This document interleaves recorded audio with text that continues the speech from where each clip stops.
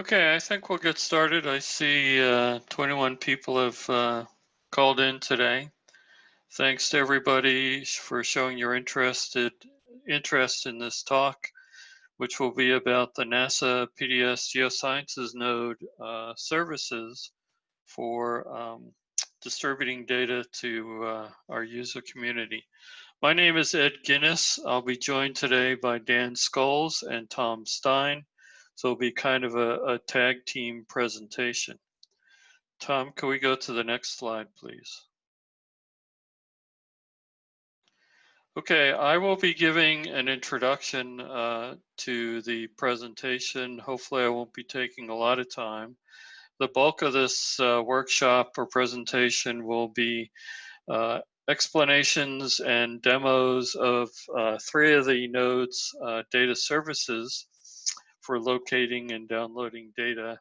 And that part will be given by, as I said, a tag team between Dan Scholes and Tom Stein, both of the Geosciences Node. We'll end up with questions at the end if people have them. And if some of you have signed up for another workshop this morning, feel free to leave if we go long. However, I believe this Zoom meeting is open for an hour and a half. So if there is discussion that continues after the hour and you have time to stay, we'll stay with you until we can answer questions you may have.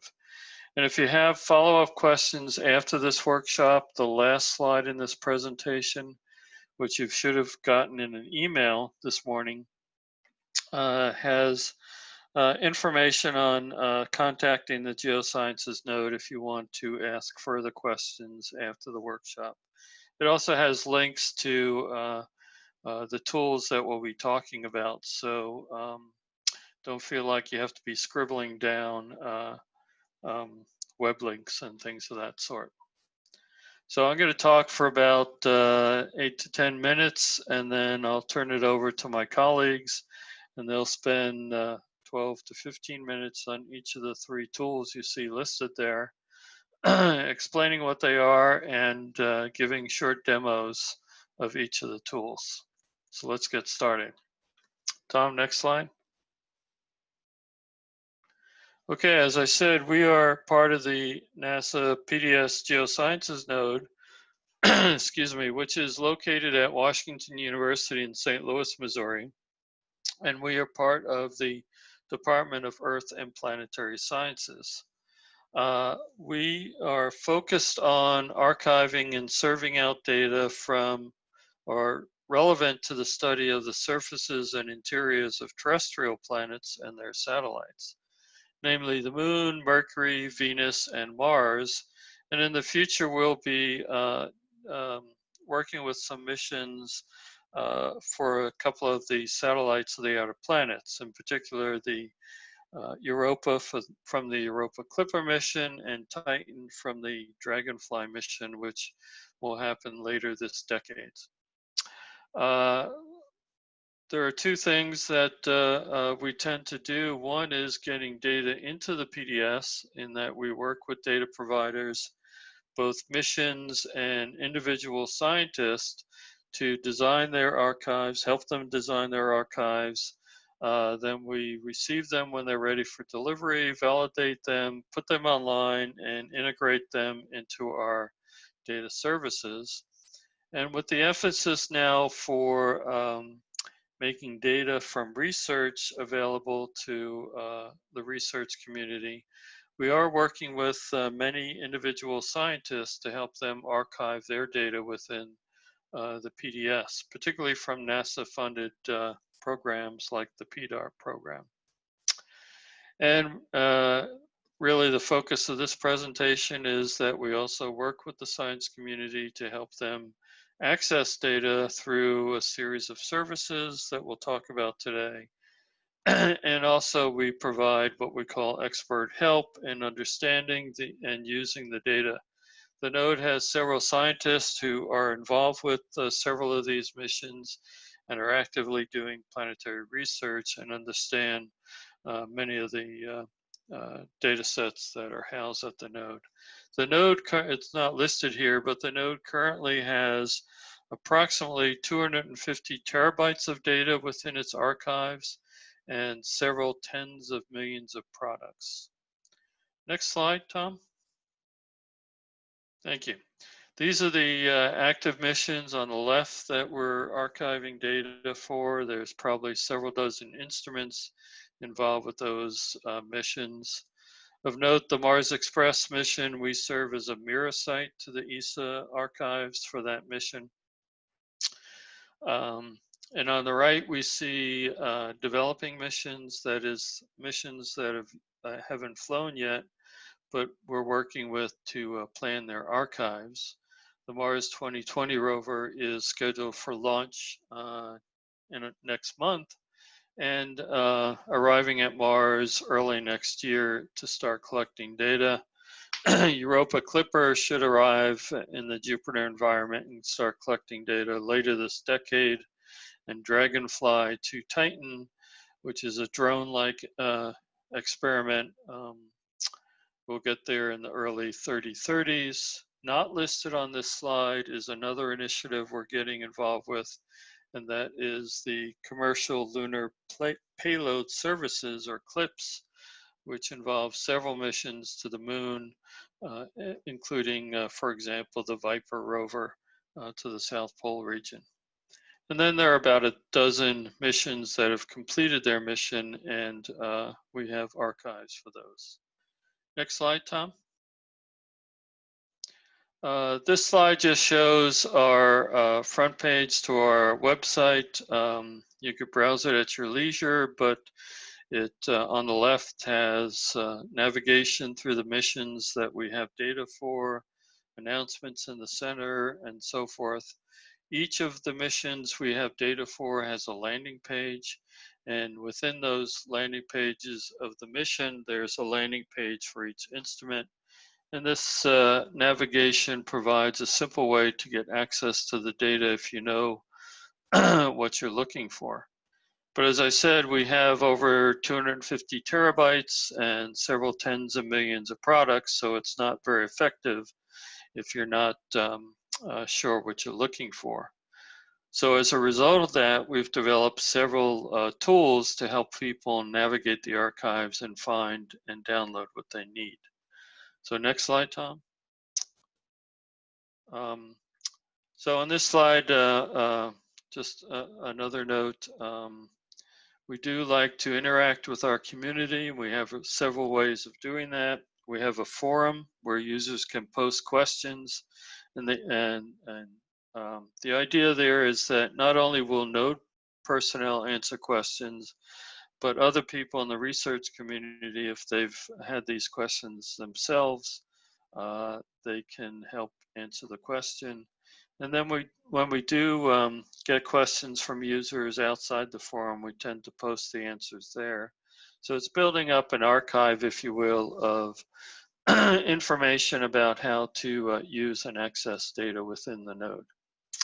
We have several email addresses for people to contact us, and we have the presence at science conferences such as the Lunar and Planetary Science Conference, where we demo our services and love to get feedback from users that help us prioritize how we're going to make improvements to our services in the future.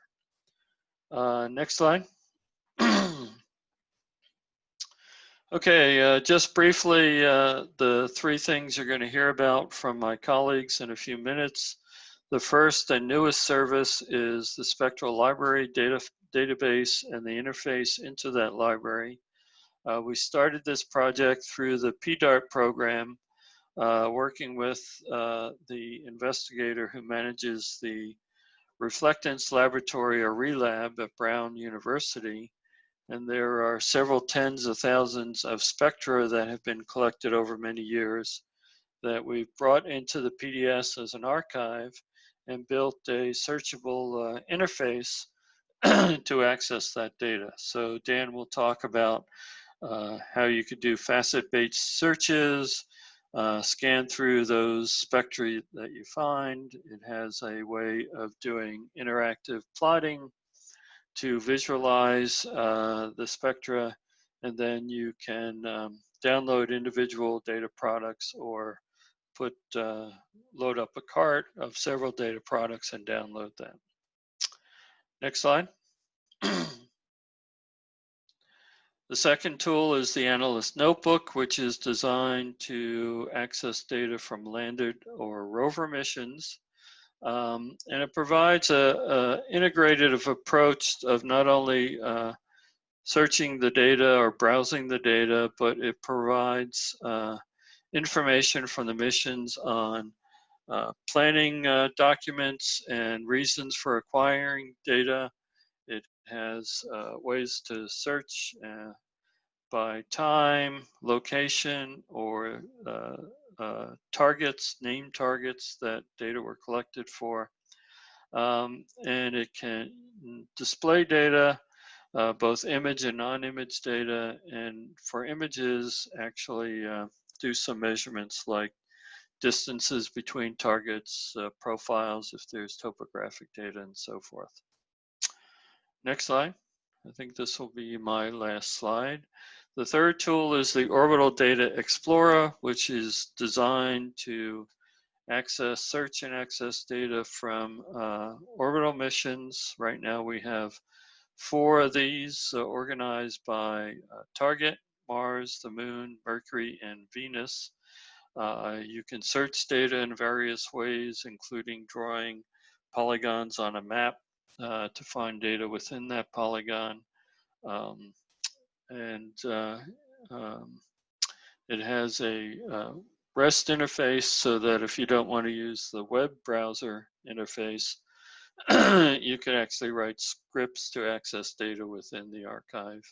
And Dan will talk about this thing called Aspera, which is a way to have high-speed downloads for some of the large data sets. One of the interesting aspects of ODE is that we collect metadata from various PDS nodes that have relevant data, and so you can search for products that are housed at other nodes, and if you select them, ODE will copy them from the other node and deliver them to you. So it's kind of a one-stop shopping, so you don't have to go to several different nodes to find the data you need. And I think that ends my part of the presentation. Yes. So now I'm going to turn over it to Dan Scholes, who's going to talk about, as I said, our newest interface, the Spectral Library. Hello, everyone. My name is Dan Scholes. As Ed mentioned, I'm an application developer at the PDS Geosciences Node. So I did the interface work on the Spectral Library website and database. So I'm going to kick us off. You want to go to the next slide, Tom? Okay, so what we did was we created this as a simple user-friendly interface so that users can search, find, review, and then download data, laboratory spectral measurements that are archived at the PDS Geosciences node. Navigating around, as Ed mentioned, in folder structures is pretty daunting, and so this is an easy way to organize and find what you're looking for. We released this interface in April of 2020. We currently, as Ed mentioned, we have RELAB data, the database of RELAB from Brown University with almost 17,000 measurements. And we're working to add additional data sets into the system. Right now I'm working on a Raman data set that once it's released to the public through the PDS Geosciences node, then I will integrate it. So that's going to be an exciting update because it's going to add new features, enhancements that are going to help both the reflectance spectra that we already have in there from RELAB and then this Raman data. Want to go to the next slide? So some of the major highlighted capabilities include that faceted search for immediate results, which I'm going to demonstrate. We have a quick view capability where you can compare measurements from the results list, and on detailed pages where you can actually see the measurement information and then also about the specimen. and download affiliated files, download a plot that you created based on the options for editing it as far as the range. And then we also have multiple download capabilities. You can download individual files from the detail pages, or we have a cart system where you can grab everything at one time. And I think that's what most folks will do. All right, I'm gonna go ahead and jump over to the demo. Let's see. Okay, this is the home page of the PDS Geo Spectral Library. On this home page, we would list all of the databases that we have available through the interface. So right now we just have RELAB, but this list will grow with more information about each one so users can select if they want to immediately filter down to just one database, or they can select them all. So we're going to go ahead and select RELAB and begin our search. This is the primary search interface. As you can see on the left, we have our filters, which it looks like a lot of other, e-commerce websites with a faceted search that can immediately update our result list. So right now, at the top would be the different spectral databases that are available. We have RELAB selected. We have keyword search, and then we have a number of other options. We have meteorite data, terrestrial samples, synthetic samples, lunar samples. So as I toggle these, you will see the numbers change as far as the counts. Let's see. As I toggle this, you can see all these numbers change, so you can get some immediate results. Let's go ahead and just put in Mars meteorite. Okay, so we have olivine in here, and we're down to Mars meteorites. So as I mentioned, this list of filters is going to continue to grow as I add additional data sets in and we see what makes sense, and we get additional feedback from the user community. On the results list, you'll see the filters that are applied are just these little boxes that you can click and it'll remove that, that filter. The list first shows the specimen that we have cataloged, and then if you expand out the specimen, then you can see the specific measurements of that specimen. So sometimes if you apply certain filters, for example, a measurement range, that might filter out these larger ranges. But you'll see a little option in here so that basically you can still see that other measurement if you want. In fact, I can show you real quick. Here's that example. So we're just showing the ultraviolet range right now, but if we want to see other measurement ranges, then we can click that toggle. So let me go ahead and remove that. We'll get back to where we were. From this list, we can actually compare a couple of these measurements with the quick view on the right by clicking on the thumbnail, and then it's going to plot them together. And then you can mouse over, and as you can see, it'll show you the actual measurement values as I'm moving along the plot. We can also apply filters for the ranges. Let's just do 10,000 to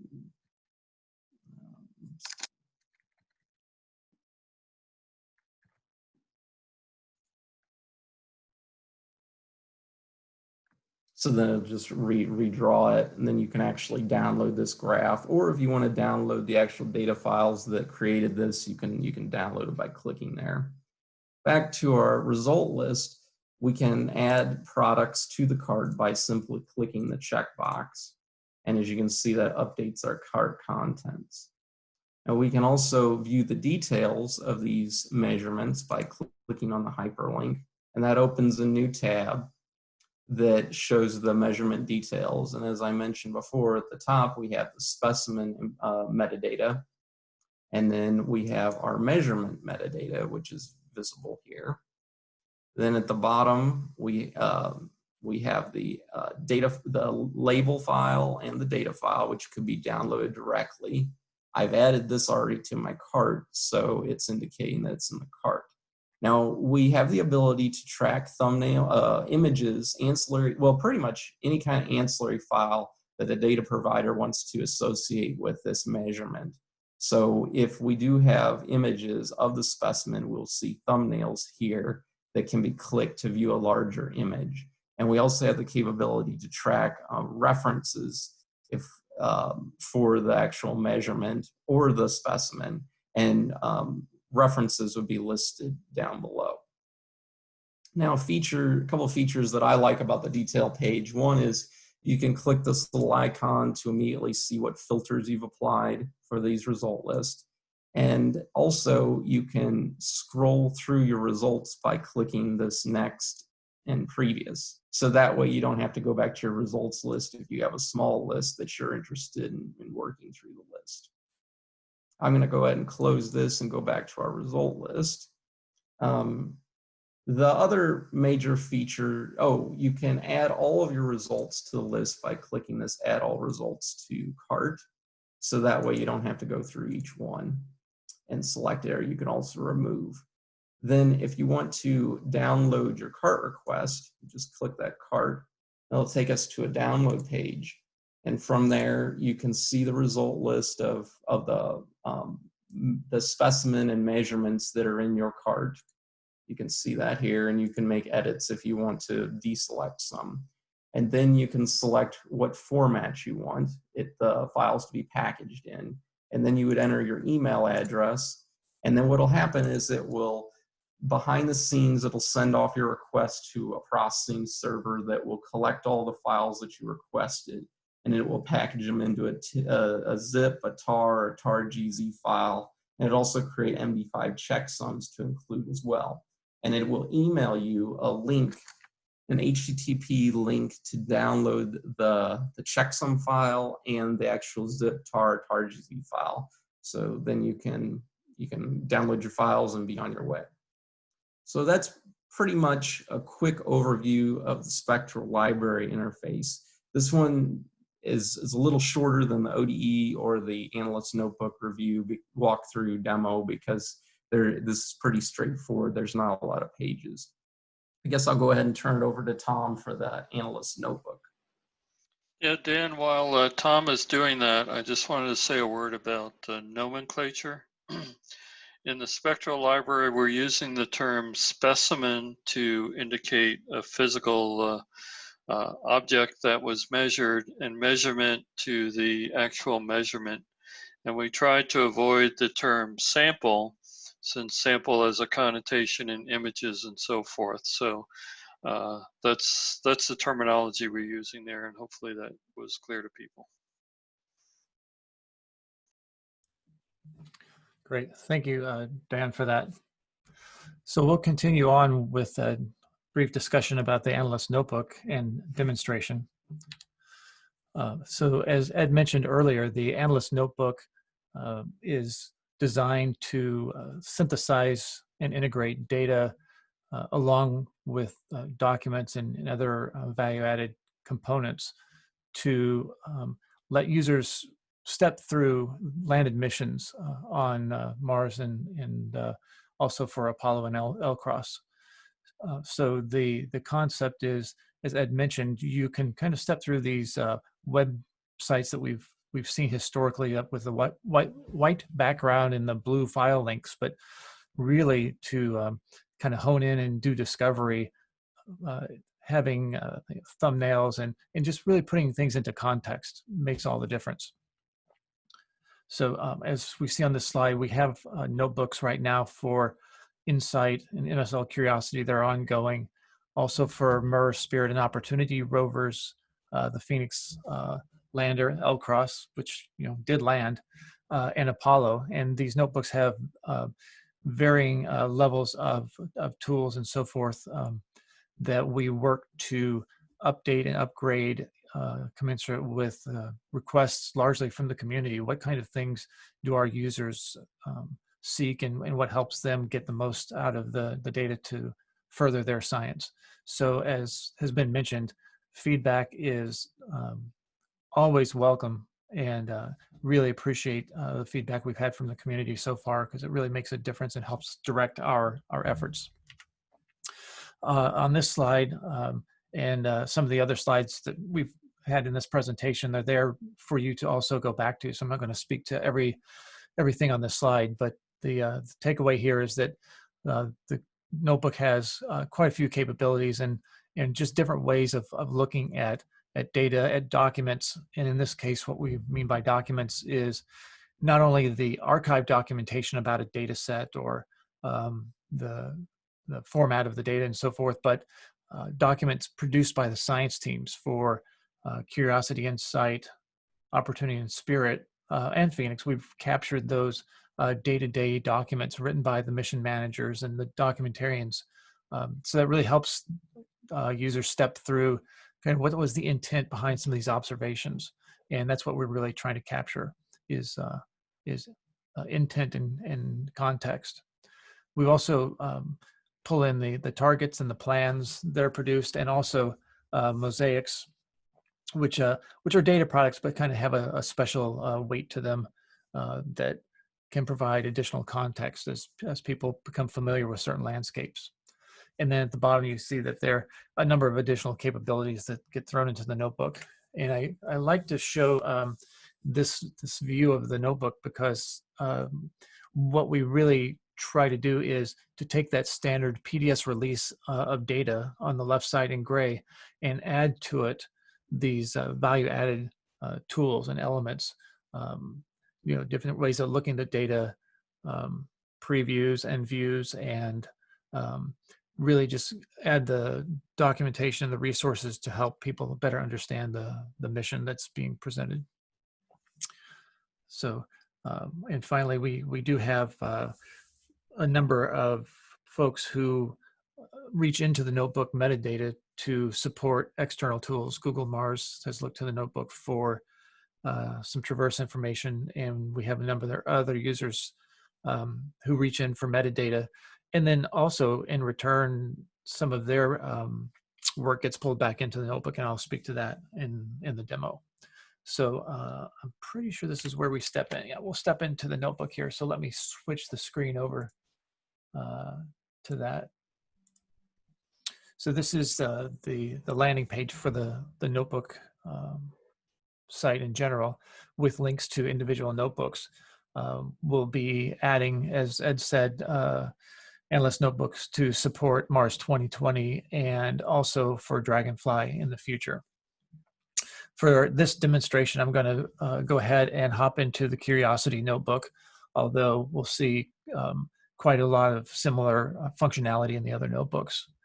So here in a nutshell, I'm already logged in. I can see it's telling me my account name, and while anyone is welcome to use the notebook at no charge, and you can even use it anonymously, when you sign in with an account, you get a few extra bonus features, if you will, of maintaining your search history, so you can come back and see what you've looked at previously, and if you've placed data orders, those get maintained, and then personalized settings that a couple might come up here during our demos.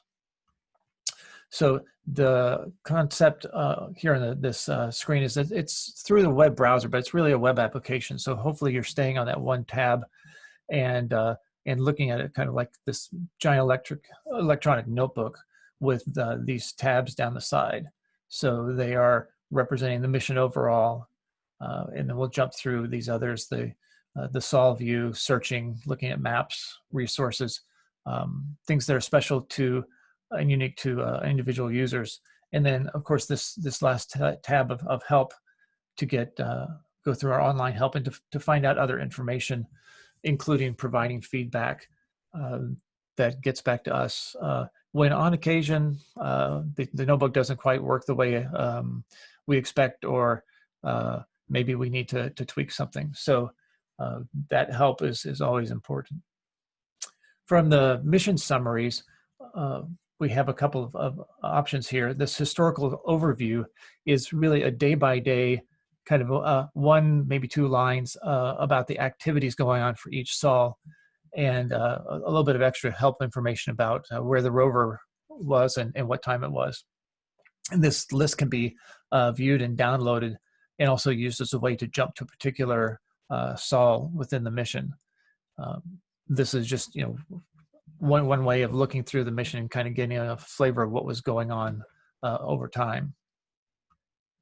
And then these the science targets list presents the targets that were defined by the science operations team, and is a quick way to get into the science targets.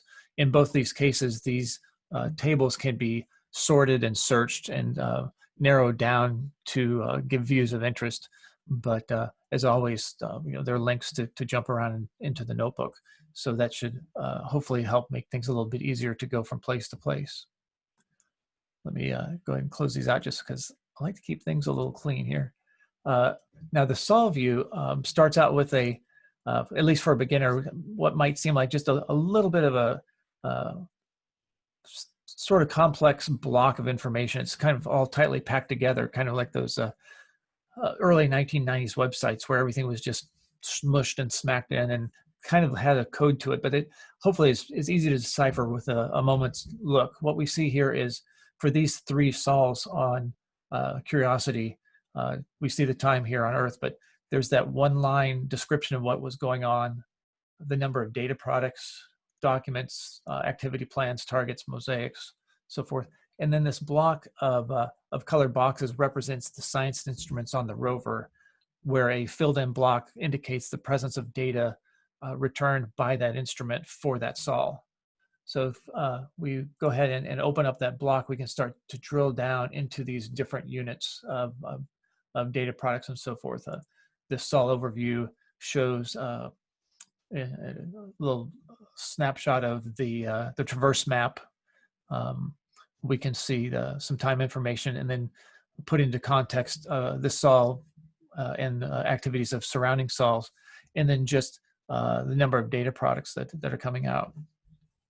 And from the data product view, as we open that up, we can see in time order the data that were returned with some thumbnails. You can see sometimes some products right now have blank thumbnails because the data are sometimes not represented easily as graphs, meaningful graphs, or as images. But where there are images, we see the image, and by clicking on a product, we can go in and look at that product in detail.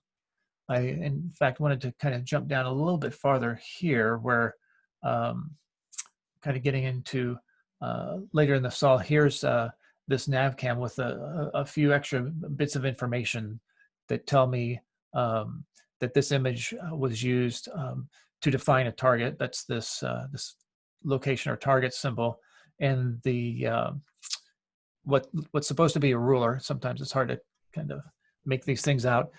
Indicates that there are measurements that can be made on that. So as I look at this left image, for example, I can see that image was used for a number of mosaics that can be viewed, and we can click on one and jump to it.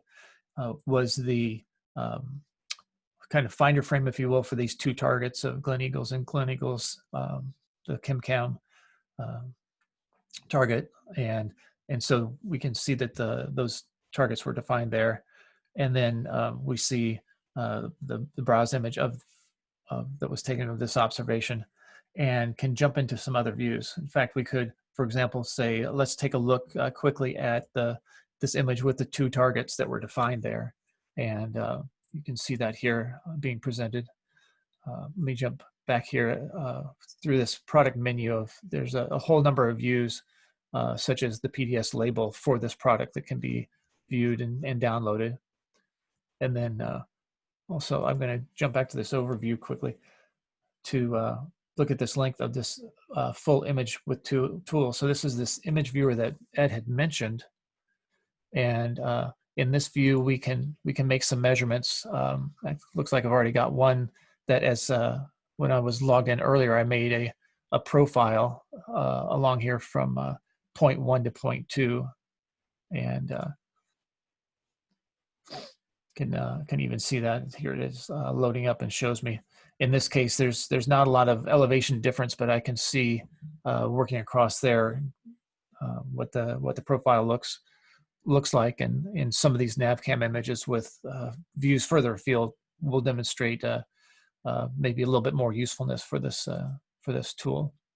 The targets are also shown here, and in this case, I've got the visibility turned off for this second target, but the point here with this imaging tool is that one can look at location information, see where the targets are plotted, and go ahead and output this this image to a file, or just download all the information that's annotated on there, including points of interest if a person wanted to come through and add a new location. Here where this purple mask is the keep out zone. I'm just going to click here on this this spot, and I can get the location, not only the IJ pixel on the image, but the location in site frame, or switch over to local frame or rover frame, and these kind of concepts that have meaning within this particular rover's coordinate system. Okay, so in addition to that, we can go ahead and look at targets. I'm going to jump back here to, so there are 3 targets that were defined on SOL 2577, but we also found these targets that were defined here with this image. And in this case, for this Glen Eagles target, we could show other images of this target. So these images, all within 50 meters of where that target exists, shows the data product, so that we could jump in and take a look at maybe this. Here's a mass cam product, and show where the targets are on there. So you know, that's another useful bit of kind of tying together all of these concepts and so forth. I wanted to show the documents. Here's the mission manager status report that can be read, and that conveys a lot of information. We could look at activity plans and targets, and let's pop over here to search for a minute as the time winds down for this particular demo. Like the Spectral Library, the search is a faceted search where one can constrain the search parameters, maybe by SOL, by the type of information, maybe only mass cam or only navcam data. And there are a number of other filters here. And once you find a product, you could open it up for more information. You could add it to a cart,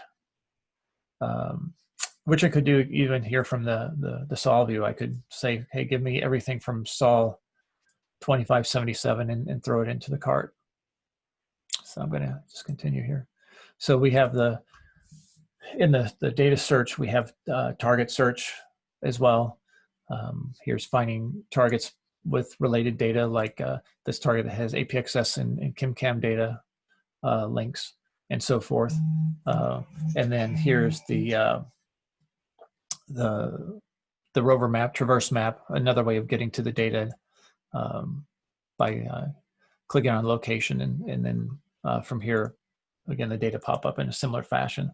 So a lot of ways to work through the tools and work through the data, and hopefully help with discoverability and just a better understanding of the mission data and working through. So as always, please give these things a try, and if you have some feedback, we'd love to hear it and get some direction on the best ways to present the information to the users.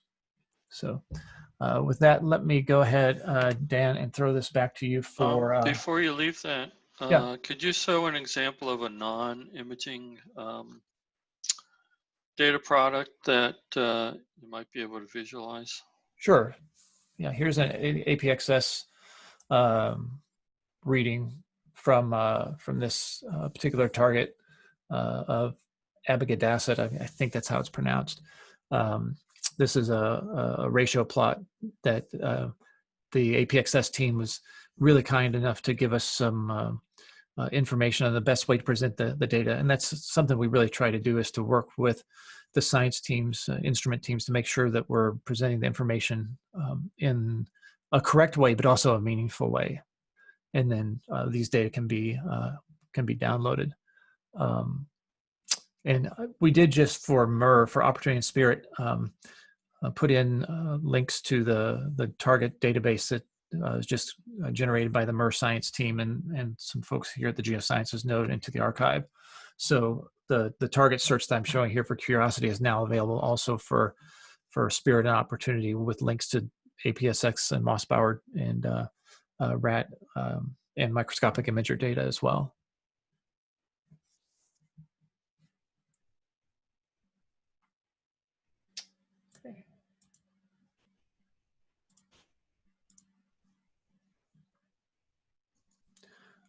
Okay, thanks, Tom. This is Dan again. I'm gonna talk about the Orbital Data Explorer. If you wanna go to the next slide, Tom. So we created this interface as a cross-mission, cross-instrument data search that we catalog data from both the Geosciences node and other PDS nodes. And we have this is all for orbital data, of course. This is for Mars, Mercury, Venus, and Earth's moon. And one of the major objectives, in addition to the searching across multiple PDS nodes and instruments and missions, was the capability to download products all from one PDS products all from one location. So that's something that we've integrated throughout the system. You want to go to the next slide? Some of the major functions which I'm going to go through include the form-based search. We have an interactive map. We have detail pages for the observations or PDS products. And I'll let you read over all these details later, because I'm going to walk through it in the demo. We also have multiple download options, as I mentioned, both directly or through a cart. We have MRO coordinate observation search, which a number of people have found useful, where you can see the actual PDS or the observations that were taken at the same time in a coordinate observation on MRO. We also have what we call a granular data search, which is basically the capability to do a subsection of data points within MOLA, LOLA, Diviner, and MLA. So that's pretty useful to help create various process products on your end. And then we also have an ODE REST interface that a number of users are ingesting data from ODE for other systems or just for their own lab use. So you want to go to the next slide? This is just a simple diagram demonstrating that basically we ingest the data from the PDS archives, and then we use that to load our map servers that we use through the ODE interface, which I'm going to show you, and our metadata database. And then we use those data sources for the ODE website and for the ODE API. Okay, why don't I go ahead and take it over, and then I will show us the walkthrough. Let's see. Hold on one second. Okay, this is the ODE landing page. From this location, you can see we have the 4 versions: the Mars, Lunar, Mercury, and Venus. For this demo, first demo, we'll go into the Mars Orbital Data Explorer. So from that home page, you can see we have these tabs across the top that are used for navigation, and we also have links here on the home page. You can also navigate to the other versions. I'll start off with, we'll do just a regular text-based product search, and then we'll get into the map search. So from this page, we group together the data sets by mission, instrument, processing level, and product type. So I want to do a demo of, we're going to search for some MRO observations that are over Gale Crater. So we expand out the mission, and then we see all the instruments that we've cataloged in ODE. And we will go ahead and select Prism TRDRs, and you can get to more details about each one of these product types by clicking on a description link. That'll go to a help page that breaks down information that we pulled from the product type sys. And then we also have these icons to show that the little map that it's map projected, and then the little clock to show we have time, observation time information. Then we have observation angles and solar, I guess that's solar longitude is that other icon right there. Actually, there's the key right there. We're gonna go ahead and pick out CTX. For CTX, we only have EDRs in the PDS, but we also have the ability to link to these non-PDS RDRs that are available through ASU's Mars Space Flight Facilities Image Explorer. So we're able to use their service to download the more processed versions, and that's available through the cart checkout process. We come down here, we're gonna go ahead and select these high-rise RDRs as well. So we're gonna do a search across those 3 product types, but you could also select other missions and instruments. That would be just fine. We have additional filtering options. As many of you probably know, if you're familiar with the PDS, that product IDs typically have some kind of pattern to them that's associated with a particular mission and instrument product type. So that can be another filtering option. We have this where you can enter multiple product IDs or filters with wildcards. So a lot of people use that if they have an idea of a specific product they're looking for or a pattern. So that we have that available. We're gonna just stick with the location search for this demo. So we just have a drop down. I'll go ahead and get Gale in here. And that will, this list of features is the standard feature list that the USGS posts, which is mentioned on the other slide. It's the International Astronomical Union Working Group for Planetary System Nomenclature. So that's where this list comes from. So you could also type in your own bounding box here. Now we also have the ability to use an interactive map if you want to select your area of interest this way. This was a newer feature I added last year. And so with this ability, then you can just zoom in on a particular crater and you can actually even create an own freehand polygon. So that's another capability that we have. We can also filter by observation time or creation time.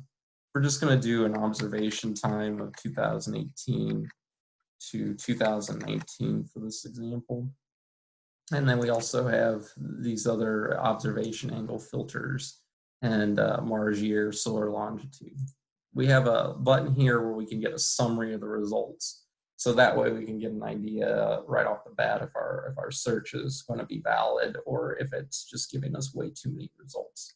So we did a sandy check and 89 products sounds pretty good. If you look here on the list, we can also now, we can either do the search in the results table or on a map. So we're going to do the results table.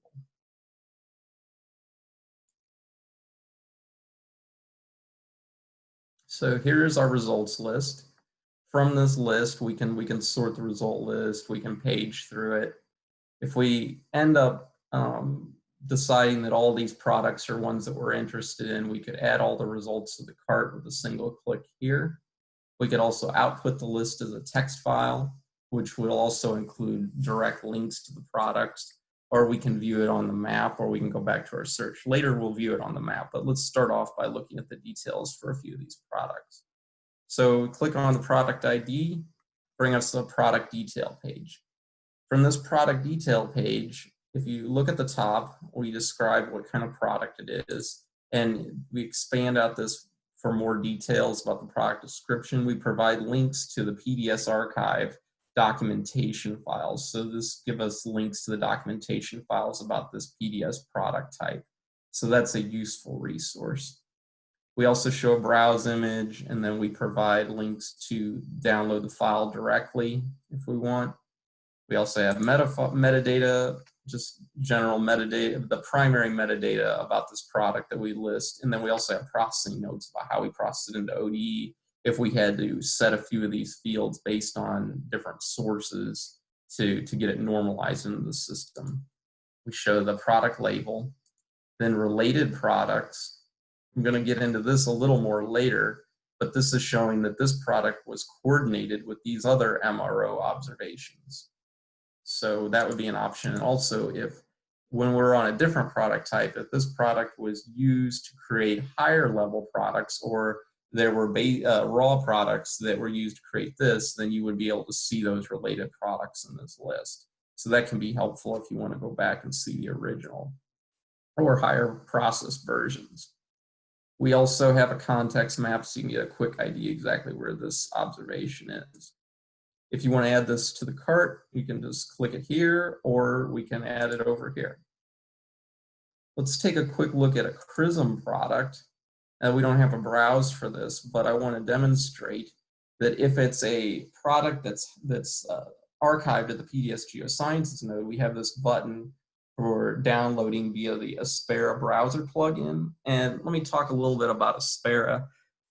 Ed mentioned Aspera earlier in the presentation. This is a software that we have a license for. It's similar to what they use for Netflix streaming. Basically, it uses some different protocols so that it can better utilize your bandwidth than just standard HTTP or FTP.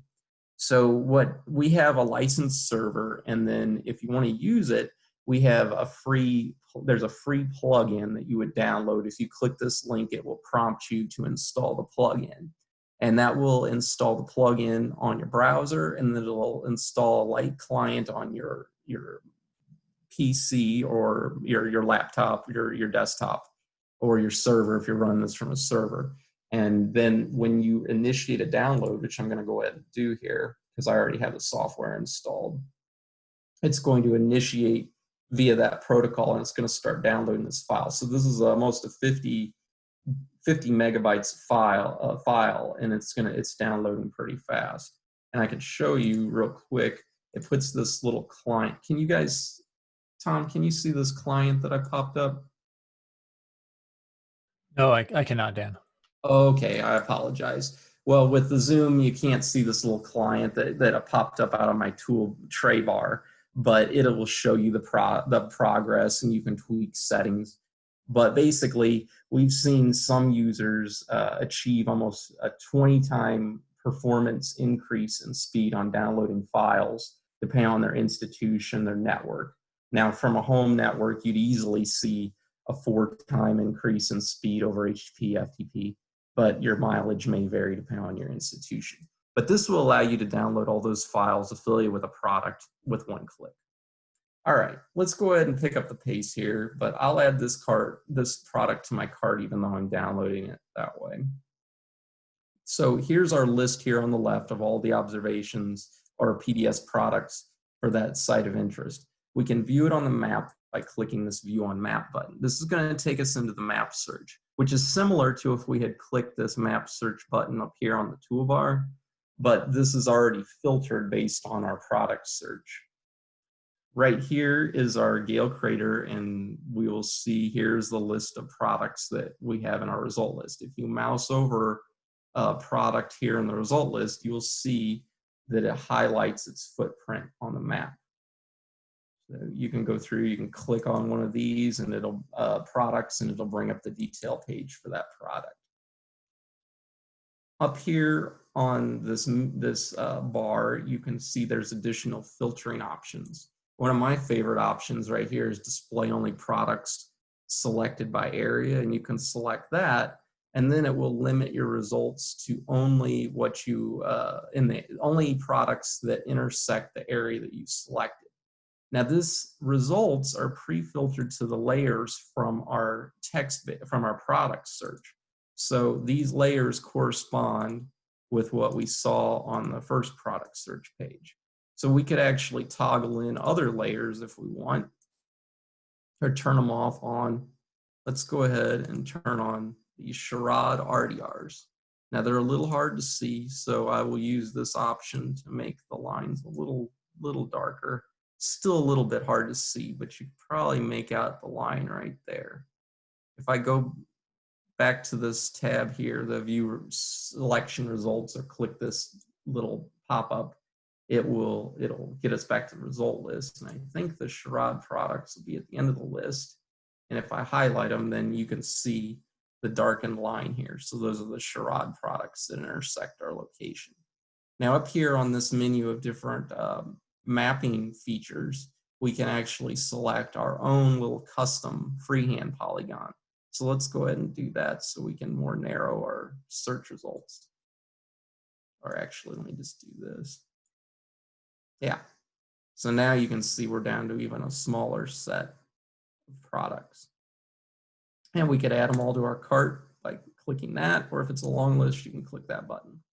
So we've seen there's the select layers option. So these are the available product footprint layers in this section. We have a feature layer that those are those named nomenclature that we discussed. You can toggle that on and off. And we also have additional base maps that can be turned on and off. And you can adjust the transparency here as well if you want to tweak it for your situation. We have additional filters right on the second tab. So right now, as you can see, I have it filtered to 2018 to 19. You can edit this and hit apply filter, and that'll change the results. In fact, I'll try to do that for us. We'll do 2016 to 2017. Let's just see what kind of difference that makes. So as you can see, that gives us some different products. So I'll just add a couple more of these to our cart. Basically, then we could go back to our text-based search if we wanted, but this is based off of the modifications I made for our last part of the search now.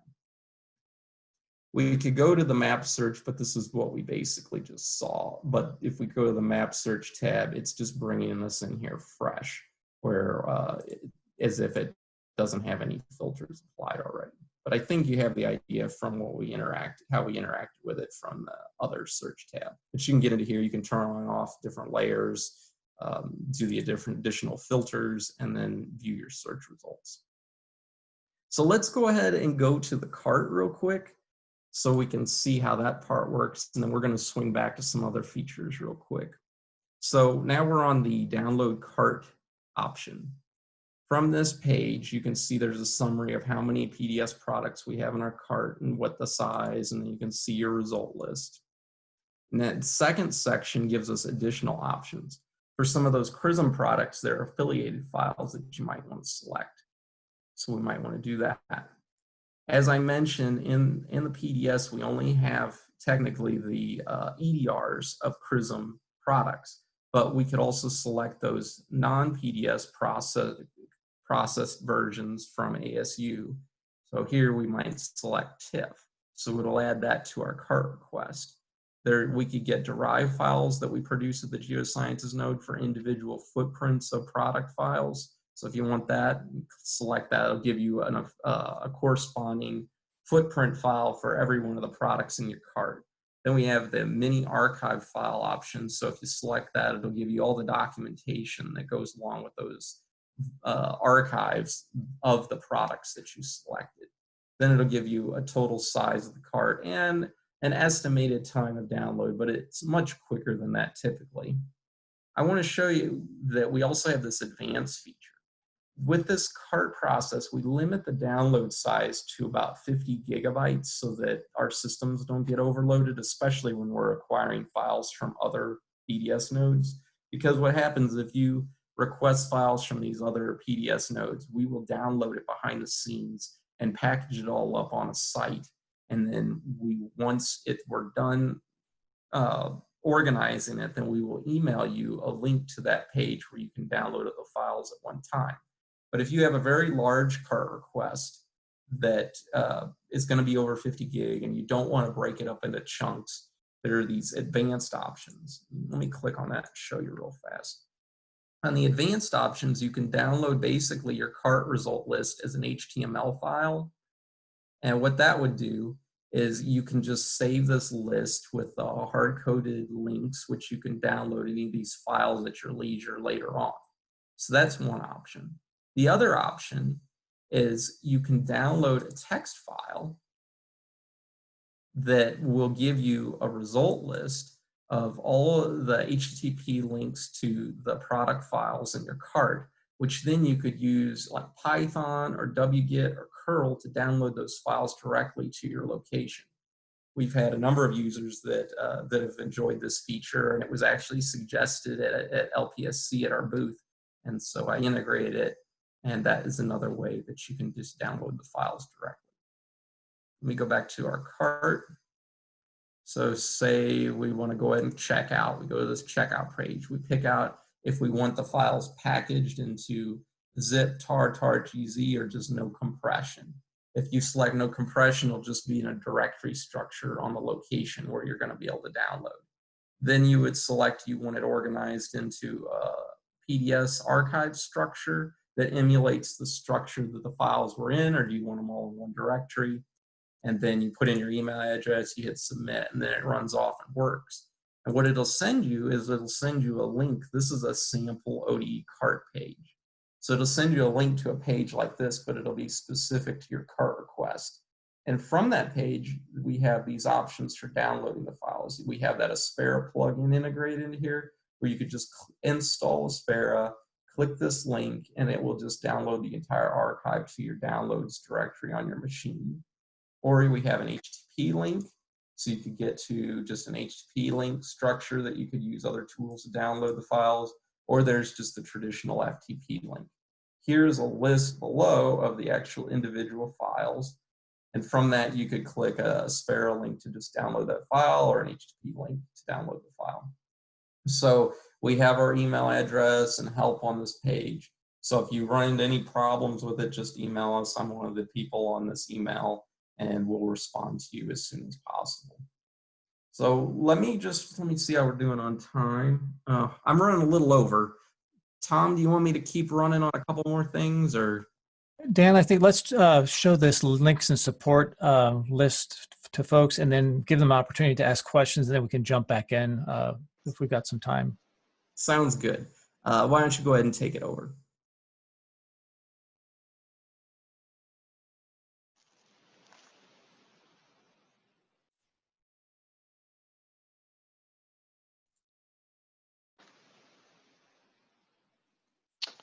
So Tom, yeah, I could speak here. So here's a link of access to our general website and the 3 tools that we've been demoing on the left. And then if you want to contact us, there are several links that you could email to.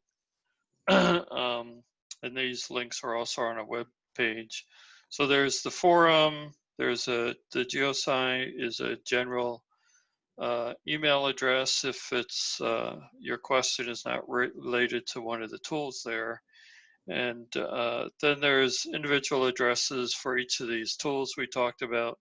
So if your question is related to the tool, you can email to that address, and you know that the people who understand those tools and work with those tools at our node get the question directly to them.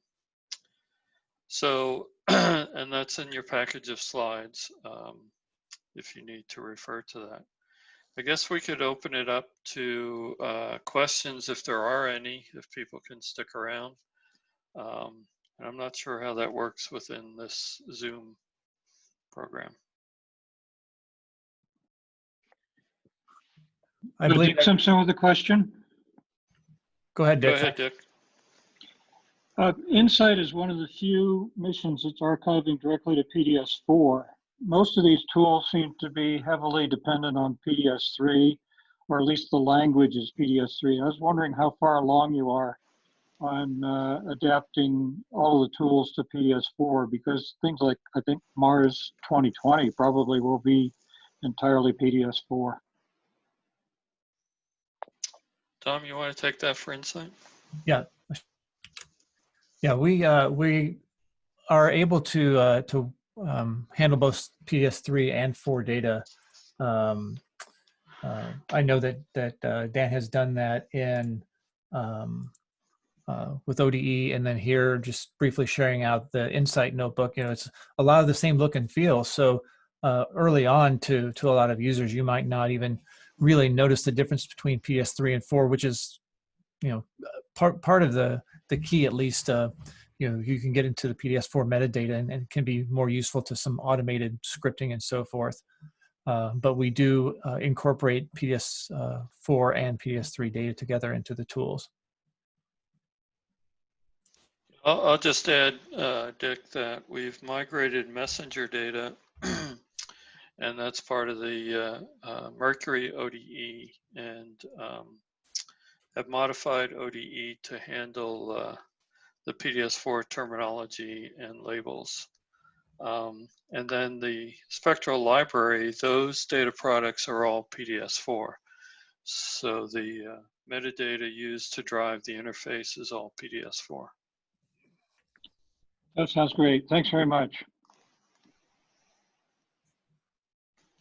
Hi, Tom, Don, this is Mitch. Spectacular as always. Do you have to generate any additional metadata over what is delivered by the missions for either the ODEs or the analyst notebooks? I'll take the first cut and then let Dan add on to what he has to do for ODE, because I know it's a bit different. We do incorporate the data coming in from the missions, from the archive, but then also working together with the mission teams are able to acquire and use non-ITAR, non-restricted information, but data that they're not part of the archives, including some of the documentation. And we do incorporate that. And then we also encourage the teams to create formal archive products when we can, such as the MER target list that's just being wrapped up in peer review right now, to put those into the archive. So for the notebook, we don't expect it to go away, but if I get run over by a pizza truck, we want to make sure that there's nothing special that the notebook knows that other things don't. But as folks know, when you're very focused on one instrument for the work that you're doing, it can be challenging to put the information into the archive initially in a way that can be linked up with other data. And so those connections that we add, we work to put into the archive, but yes, there's additional work that does get done. I'll speak to the Orbital Data Explorer. We do generate browse images in some cases, but obviously we're using the actual PDS data product to create the browse image. We create those footprint files, but of course that's based off of the metadata that's provided for the footprint for the product. So yeah, the only thing I would say would be that we're generating a few ancillary files based on the actual data. I think it's usually pretty clear what it's created, and it's just a direct correlation. And on the Spectral Library, I create, the little plot thumbnails, but I think that's about it. So I guess back to your question, I don't think we're really creating much that's very noteworthy on the ODE side. Dan, a follow-up on ODE. Isn't it true that for some data sets you do have to generate some geometry or time information to normalize it to the database that's behind ODE? You showed the processing notes, I believe it's called. Yeah, we do show the processing notes. Yeah, it would be directly generated based on the metadata that's provided. And footprints, we've had to pull that from multiple locations. Sometimes that's in a PDS index file.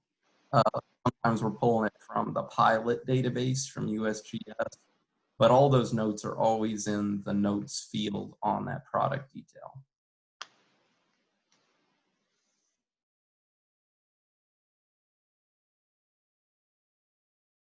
And then, Other questions? one last thing, we also generate those footprints into our own map servers.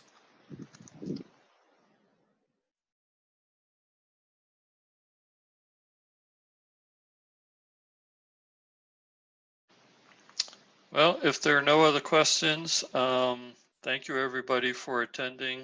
And if you think of things after this workshop, use any one of those addresses to contact us, and we will get back to you. So thanks for attending, everybody.